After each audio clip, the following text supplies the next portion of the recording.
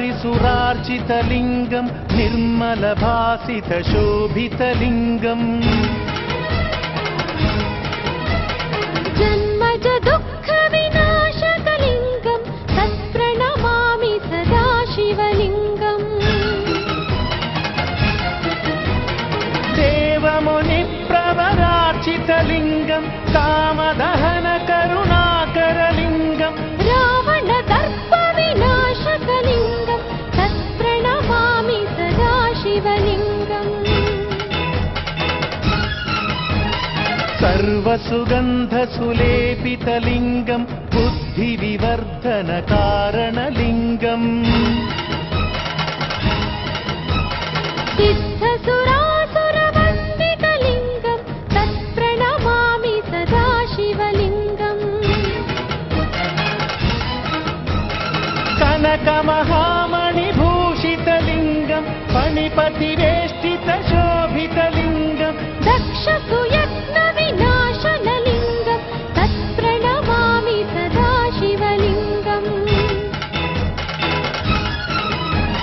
कुङ्कुमचन्दनलेपितलिङ्गं पङ्कजहारसुशोभितलिङ्गम्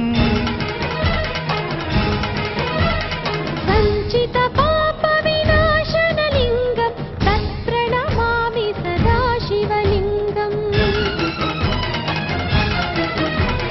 देवगणार्चितसेवितलिङ्गं भावैर्भक्तिभिरेव च लिङ्गम् दिनकरकोटिप्रभाकरलिङ्गं तत्प्रणमामि सदा शिवलिङ्गम्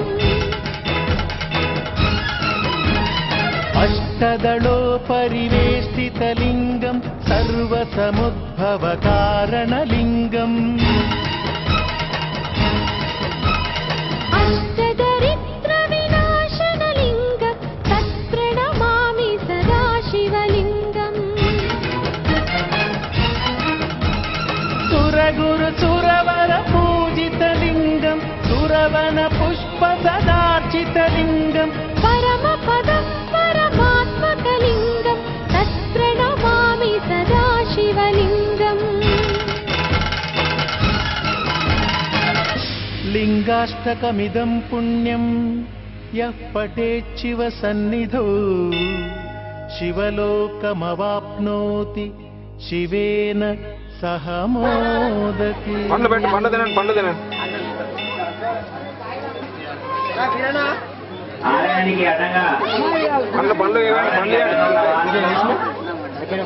పక్కకు పెట్టాల్సిందిగా మనం చేస్తున్నాం. అలాగే అందరూ గోమాత పూజా కార్యక్రమం దగ్గరికి వెళ్లాల్సిందిగా మనం చేస్తున్నాం.